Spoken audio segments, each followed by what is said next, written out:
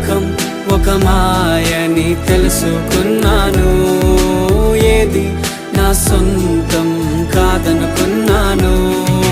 తప్పిపోయిన కుమారుని నేనైతే నా కొరకై నిరీక్షించే తండ్రి నా యేసు.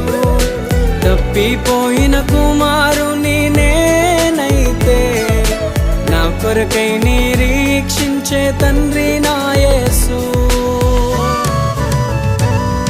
ఈ లోకమంతా నేను వెతకినా నాకు లేదయ్యా ఎక్కడా ఆనందం. నీ సన్నిధిలో ఒక్క క్షణం